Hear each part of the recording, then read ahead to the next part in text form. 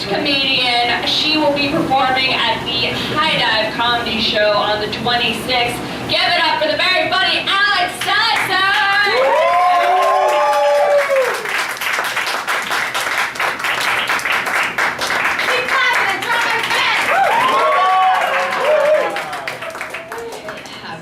I have the haircut. I have the fucking haircut.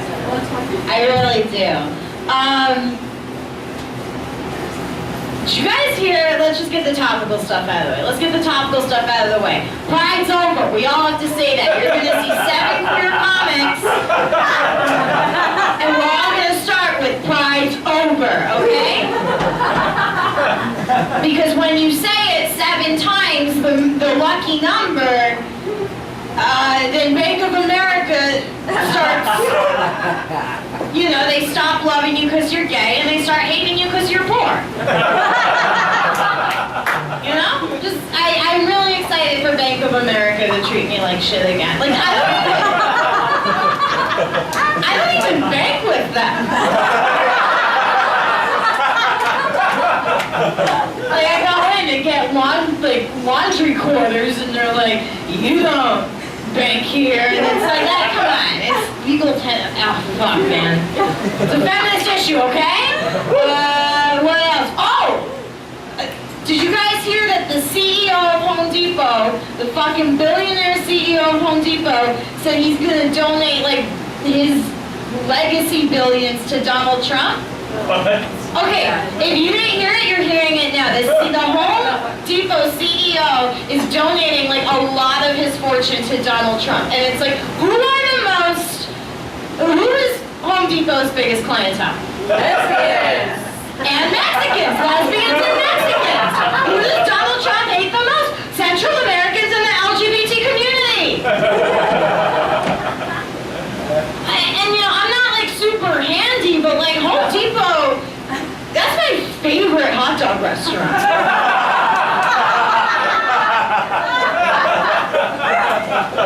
I'm upset. They always have sauerkraut, and as someone who moved here from Chicago, that's a commodity. You know, it's a commodity. Ketchup, they don't shame me, I love it. Yeah, it really sucks. So I'm bisexual, I guess. I don't know, like I say bisexual because it's easier for everyone else. Like technically, I'm pansexual. You know, like just I don't believe like gender factors into my attraction to people, but like when you tell people you're pansexual, they're like, oh, here's a skillet, wanna fuck it?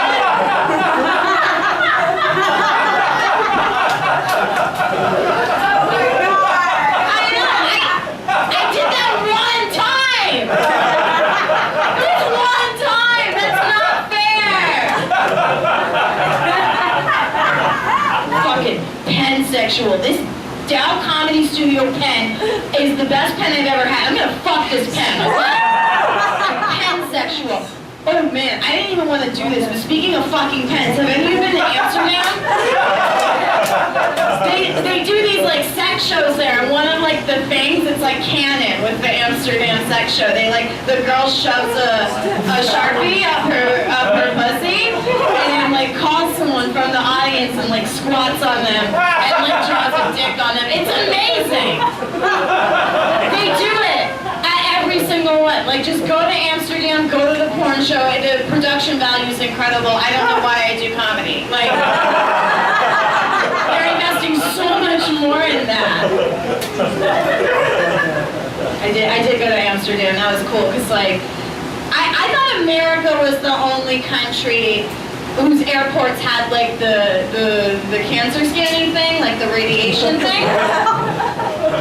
And then when I was in Amsterdam's airport, they fucking had it, and I was freaking out because like I already put 5 grams of weed in my pussy.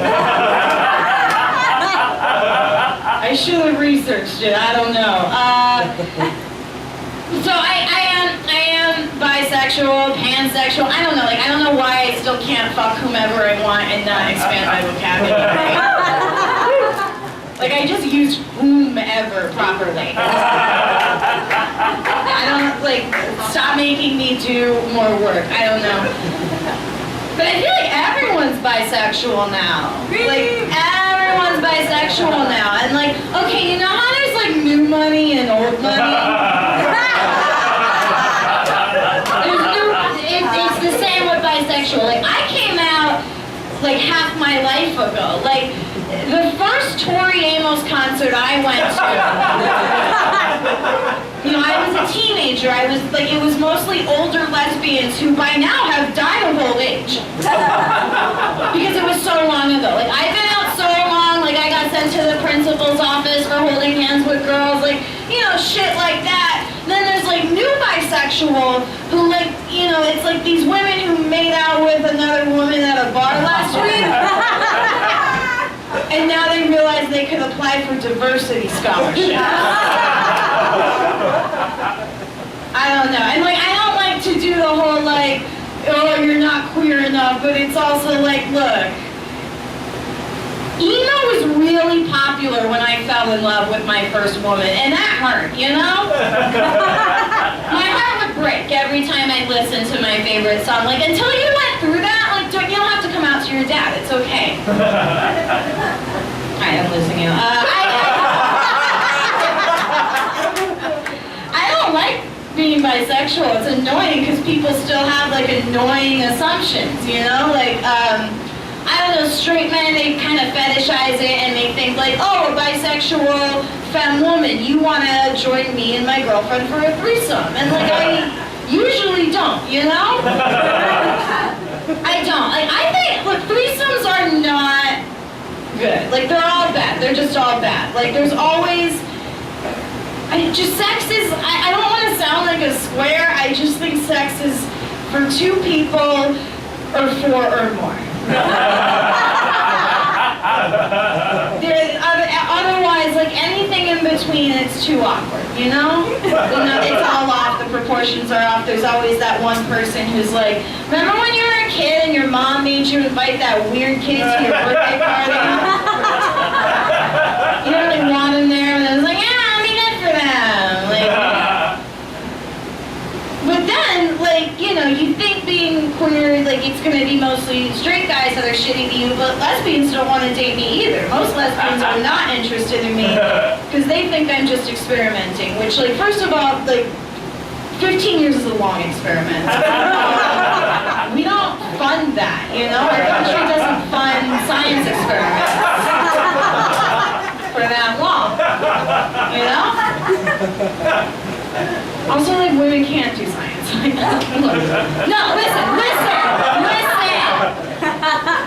Okay, it's not that we can't, it's that we've been discouraged. Because, like, we think Marie Curie was, like, the first female scientist.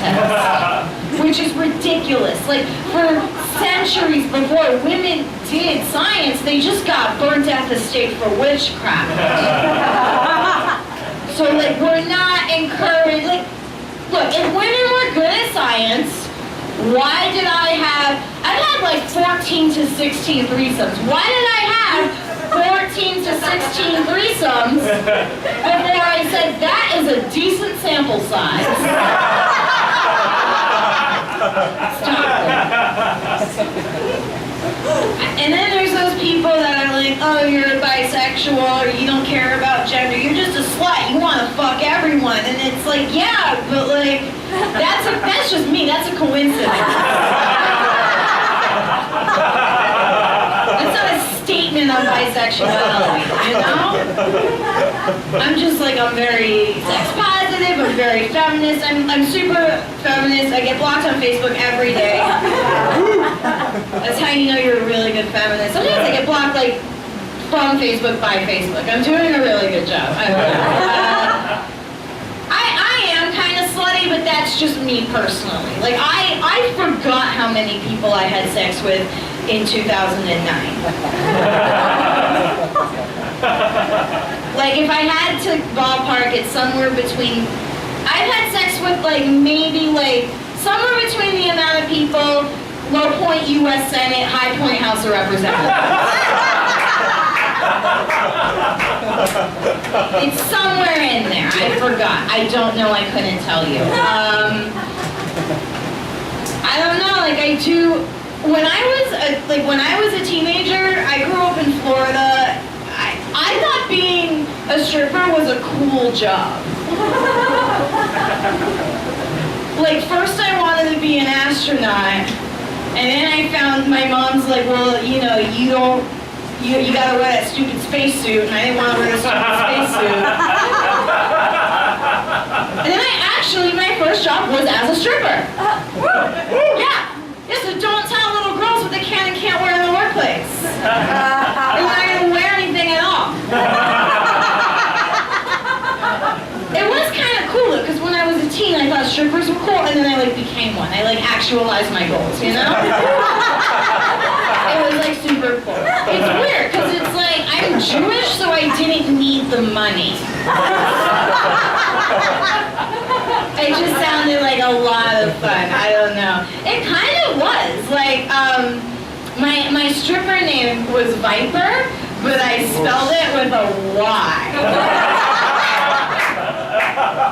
So edgy. A lot of the men thought it's because I was into cars, but it's actually because if you look at me, you could tell that I definitely own snakes.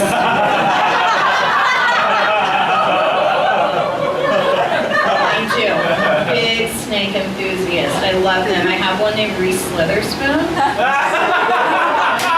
I know, it's so cute. So I was a stripper, 19 years old. I got these piercings and tattoos, Viper with a Y. What did I dance to? Predominantly corn.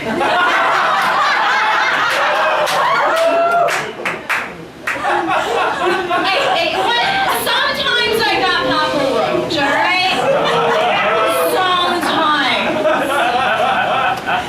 It's an okay job. Like Kate, I have the haircut, I walk dogs, I make, a few hundo a week. One time I sucked a dick for $500.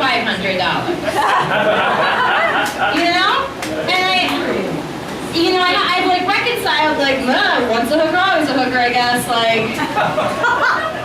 but it's $500, that was my price. When I moved here, my pet deposit was $500. So it's a weird way to learn about the free market, when your body is worth, your cat's not shitting on a panel of wood,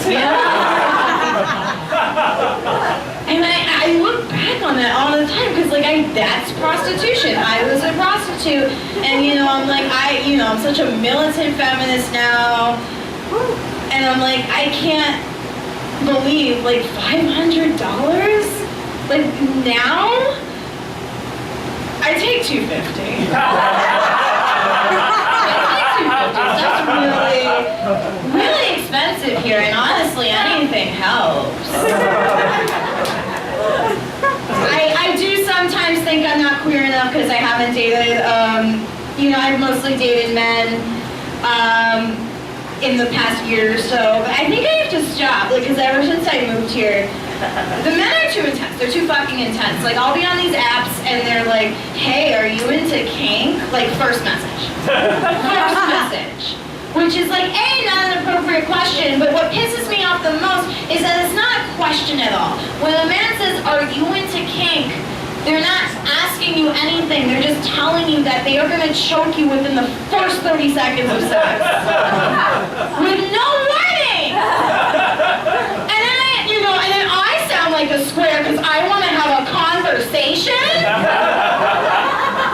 And not to be a hipster about it like I was with Tori and shit, but I've been choking for a long time. I love choking. I do. And that's where we are. I'm oh, I love it. Validate me. But I legitimately love it. It's just I just talk about it, but I do love it. I've been choking for a long time. I've been doing choke sex since first term Obama. And those were good chokes. Those were good chokes. The stakes were so low. We didn't feel like we were in danger, so we just created our own. And now they're They're choking like they just found out they could. They're choking like a first-year film student. They didn't even get their acceptance letter to film school, but they have a fully